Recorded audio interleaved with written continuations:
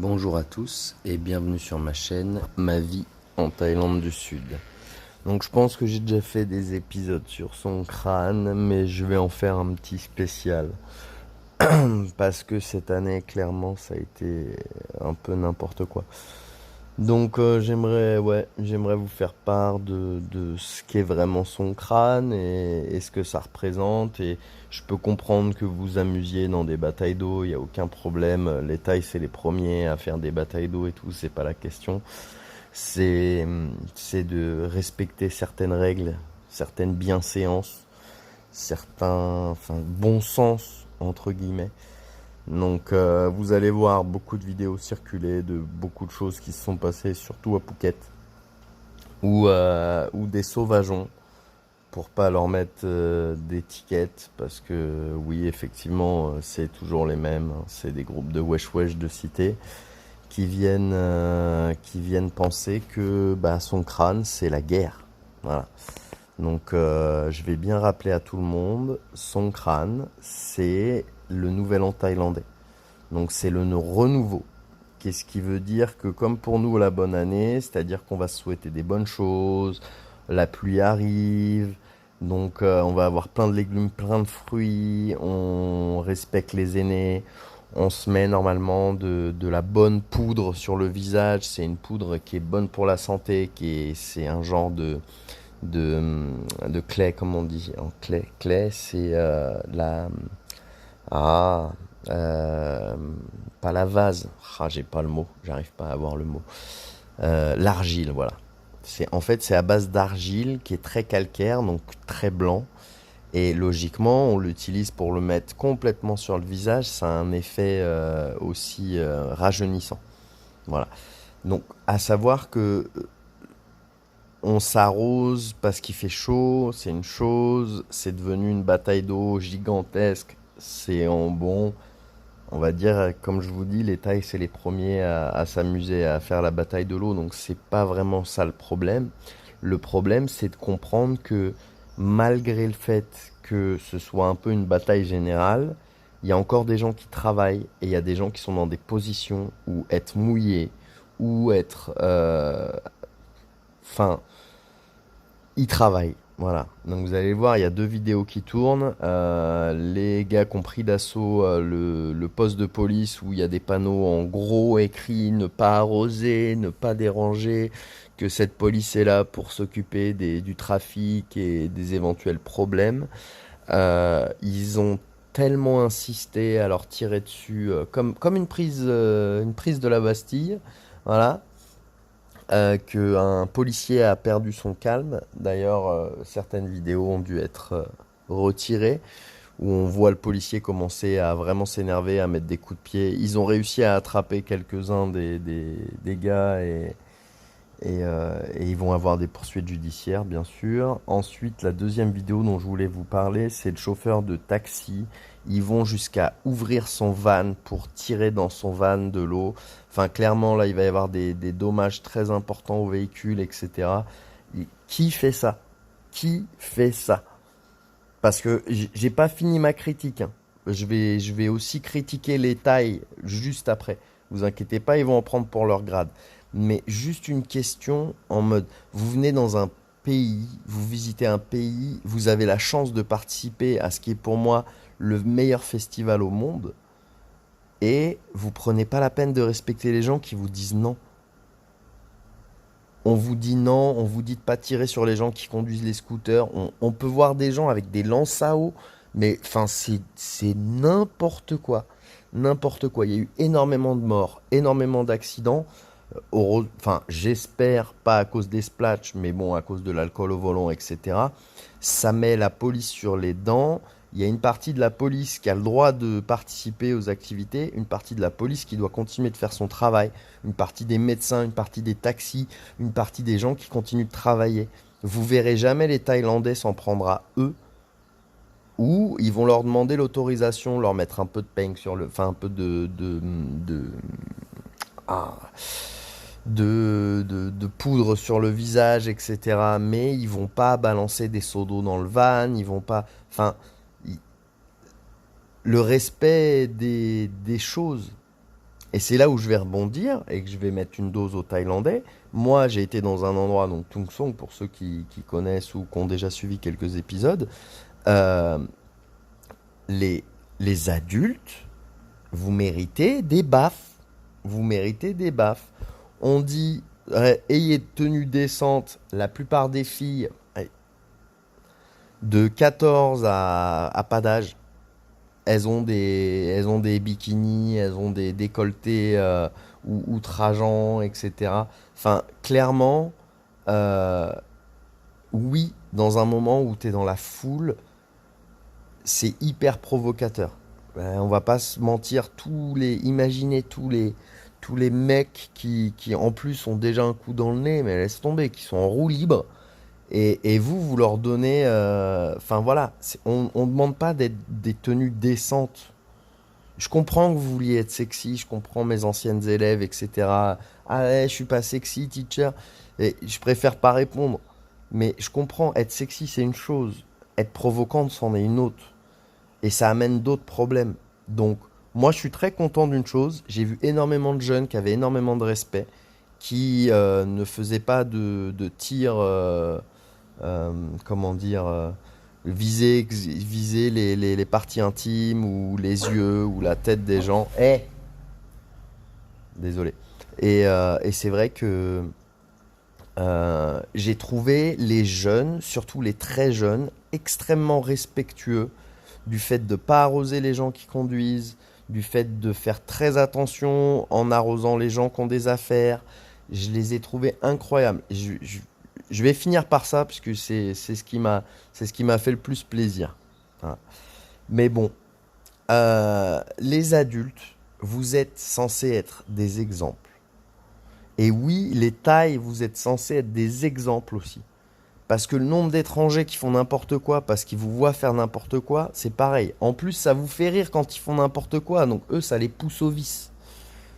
Je sais que je parle en français à des Thaïs qui écoutent certainement pas, mais c'est pour vous dire aussi, j'ai pas qu'un coup de gueule à pousser qu'envers les étrangers et qu'on fait n'importe quoi, et particulièrement les sauvageons à Phuket.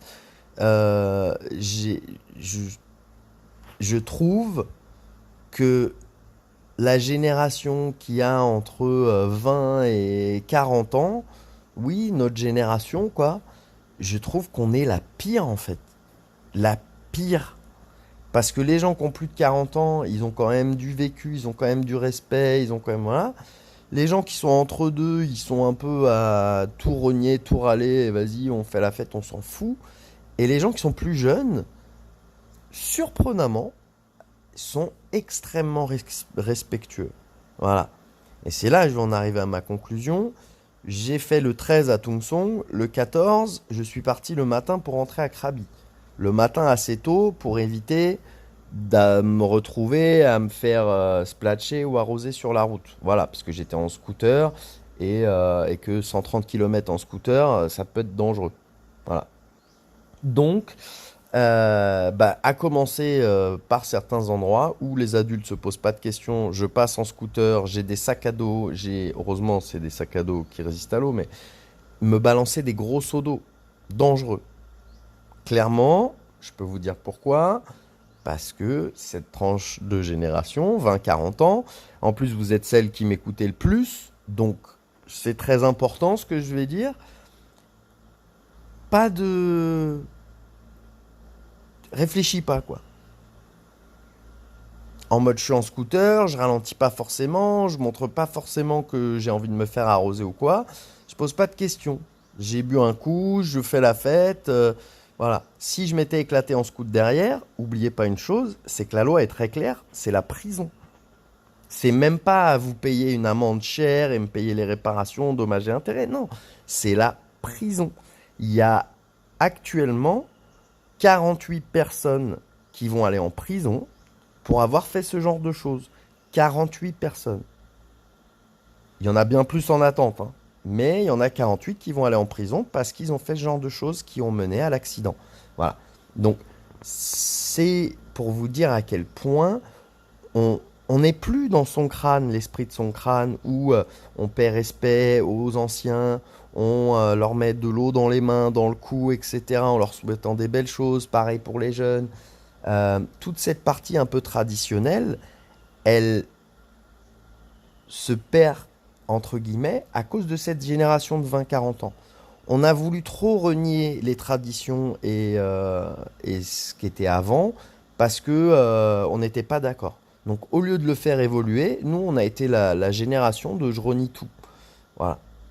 C'est peut-être une analyse pas bonne. Dites-moi en commentaire si mon analyse elle est bonne ou pas. Mais vraiment, moi qui fais partie de cette génération, ah, je vais parfaitement de cette génération d'ailleurs, je trouve que euh, ouais, on a plus tendance à faire n'importe quoi et pas respecter les règles que la génération d'avant ou la génération qui vient. Et c'est là où j'arrive sur la partie ultra positive. Sur la route, je ne m'arrêtais que aux endroits où ça jouait de l'eau et que c'était que des enfants. Quand je dis que des enfants, il pouvait y avoir enfin bien sûr, il y avait des adultes qui étaient à côté, derrière, avec eux. Mais où ceux qui jouaient, c'était les enfants, pas les adultes. Les enfants, le premier groupe, c'est trois petits gamins en train de jouer. Je m'arrête, je leur dis en taille, parce qu'en plus j'ai un masque, donc ils savaient pas que j'étais un étranger. Je leur dis en taille, vas-y, balance. Ils commencent à me dire, oui, mais t'as des sacs, ton téléphone, t'as rien qui craint. Et je dis, non, non, t'inquiète pas, tout est bien rangé, le sac il résiste à l'eau, vas-y, balance. Donc, je m'attendais à ce qu'ils me jettent de l'eau à la gueule.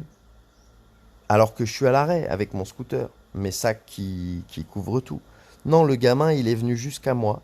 Il m'a mis le seau dans le cou à l'ancienne, comme aurait fait n'importe qui.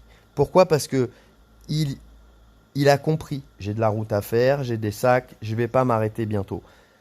Il s'est dit, son crâne, c'est l'esprit de, comme je vous ai dit, payer respect. Et qu'est-ce qu'il a fait? Il a payé respect. Il m'a pas juste balancé de l'eau à la gueule qui m'arrive dans les yeux, qui m'arrive. Non. Il m'a mis de l'eau dans le cou, comme aurait fait un ancien. Et j'ai trouvé ça incroyable parce que le gamin, il avait 11 ans. Il avait 11 ans, le gamin. Je vous dis pas sa tête quand j'ai baissé ma. Enfin, c'est pas un masque, vous savez, c'est un genre de tissu qui peut tenir les cheveux, etc. Et qu'on se met sur le visage, ça me protège du soleil surtout. Et du coup, je le descends. Et ah là là, ah, ils étaient là. Ah, mais qu'est-ce que tu parles bien pour un étranger? C'est un étranger. Et les parents qui étaient derrière en train de boire un coup assis, qui étaient vraiment aussi adorables. On va pas se mentir, si les enfants étaient comme ça, c'est parce qu'ils ont été bien élevés. Et que les parents, voilà, ils n'ont pas besoin d'être derrière. Ils leur ont donné les bases et ils savent très bien. Ils ont expliqué aux enfants que faites attention, les scooters qui voyagent sur la route, on n'arrose pas n'importe qui, on n'arrose pas dans les véhicules, on respecte les règles et en dehors de ça, on s'éclate, on fait la fête, on rigole. Et c'est le plus important. Et pareil, je me suis arrêté, c'était des gamines, elles m'ont mis de la poudre rouge sur le visage, elles m'en ont mis sur le scooter pour le bénir, etc. Elles ont été adorables. Et c'est ça qui est plus drôle, c'est que j'ai trouvé tous les enfants ouais, 8, 9, 10 ans vraiment adorables pour son crâne. Guider leurs plus petits sœurs et frères, leurs plus petits frères et sœurs à bien faire les choses, à dire non, non, attention, vise pas les yeux, vise pas la tête, essaye de viser, voilà, attends que la personne elle t'autorise. Sur la fin de la route, comme j'arrivais, il était presque midi, il y avait déjà des véhicules avec des gens dedans, les seaux et prêts à en découdre. Et il y a un jeune, il me voit avec le scooter, tous mes sacs qui résistent à l'eau, oui, parce qu'avec la pluie, il vaut mieux avoir des sacs qui résistent à l'eau. Et il me voit, il se remplit son seau d'eau, il est prêt à me le jeter à la gueule. Qu'est-ce qu'il fait? Il me dit, il me le montre, en mode est-ce que je peux? Voilà, un jeune qui a 15-16 ans. C'est de ce genre de jeune que je me prenne un seau d'eau dans le visage, etc. Un peu, on va dire, fait en dehors des règles, en dehors du respect. Je peux comprendre. À 15 ans, on est con. On est jeune et con, etc. On n'a pas la notion des choses. Les jeunes aujourd'hui qui ont 15 ans ou moins, ils me montrent des meilleurs exemples que la plupart des adultes. Vous vous rendez compte? Je ne sais pas si vous vous rendez compte. Mais en fait, moi, j'ai honte. J'ai honte de devoir toujours réprimander les mêmes adultes. Parce que c'est toujours les adultes. Pourquoi les gosses, ils mettent pas de casque? Parce que les adultes, ils mettent pas de casque. Les profs, ils mettent pas de casque. On en revient toujours à la même chose.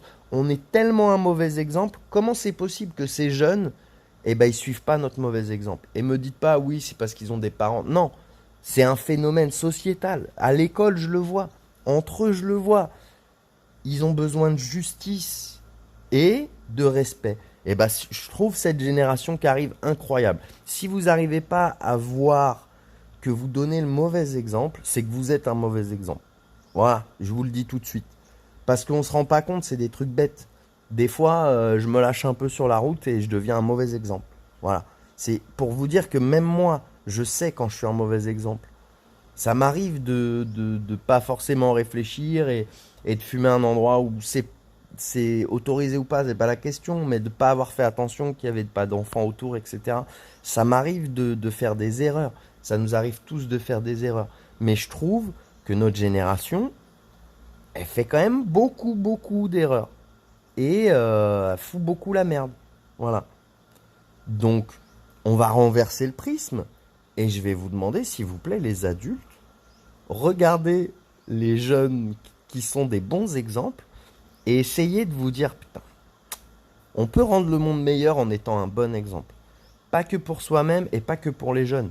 Pour les gens aussi de notre âge, pour les gens de notre condition sociale, pour les gens de nos origines, etc. On se doit d'être un exemple. Je le vois, il y a beaucoup, et en ce moment, il y a énormément de haine sur les réseaux envers les French arabiques. J'ai pas envie de rentrer dans ce débat parce que elle est en soi un peu justifiée du fait qu'il y a beaucoup de French arabiques qui salissent l'image des French arabiques, mais en même temps, euh, donnez l'exemple, les mecs. C'est comme les mecs qui râlent que les filles elles se plaignent, ouais, je sais, je digresse beaucoup, mais c'est pas grave. Ouais, les hommes ci, les hommes ça, et toujours il y a un homme pour dire, ouais, on n'est pas tous comme ça, on n'est pas. C'est pas la question en fait. Heureusement qu'on n'est pas tous comme ça. Mais est-ce que toi, t'es un exemple en tant que mec? Est-ce qu'il y a une fille, quand elle monte les escaliers devant toi, tu tournes la tête ou tu regardes sous sa jupe? C'est ça le truc, en fait. On est devenu des mauvais exemples. Donc si on veut que les choses elles s'améliorent, ça commence par nous. Et nous, donner le bon exemple, c'est pas toujours facile. Des fois, ça fait chier, ouais. Mais c'est comme ça. Savoir sacrifier un peu de son temps pour rendre l'avenir meilleur, c'est pas grand-chose. Et encore une fois, je vais vous souhaiter une bonne année à tout le monde, une bonne année taille, bonne santé, du bonheur, de l'argent, de plein de belles choses malgré ce qui se passe dans le monde à l'heure actuelle. Mais oubliez pas une chose, c'est ce qui m'a rempli le cœur de bonheur cette année, c'est de voir que les jeunes générations, elles sont pas lobotomisées comme on le croit, elles sont pas abruties comme on le croit. Au contraire, c'est des générations qui prennent le temps. Et ça, on a oublié. Je pense que les 20-40 ans, on a tellement été éduqués à devoir tout faire, faut bosser, faut blablabla, être toujours dans l'urgence. Moi, ce que m'a appris la Thaïlande, et c'est pour la nouvelle année de Thaï, je vais vous en faire part, c'est que dans la vie, rien ne vaut de se stresser et de se précipiter pour faire les choses. Vaut mieux faire les choses lentement, doucement et bien les faire. Et prendre plaisir à le faire. C'est ça le plus important. La vie, elle n'est pas facile. Elle est facile pour personne. On va pas se mentir. 90% des gens de cette planète souffrent et galèrent. Voilà. Galèrent plus ou moins. Il y a des gens qui se disent, ouais, galère, lui, il gagne 5 000 € par mois. C'est pas parce que tu gagnes 20 000 € par mois que tu galères pas. Donc, oubliez pas une chose, c'est ne vous divisez pas. Ne vous divisez pas. On s'en fout de l'origine, de l'âge ou peu importe. Le but, c'est qu'on ait tous une meilleure vie et qu'on est tous ensemble. Voilà. Et les jeunes aujourd'hui, ils nous le montrent. Ils ont envie de partager du bonheur, ils ont envie de justice et ils ont envie d'adultes qui donnent le bon exemple. Donc s'il vous plaît, pour la nouvelle année 2569, donnez le bon exemple. Je vous remercie de m'avoir écouté. À bientôt.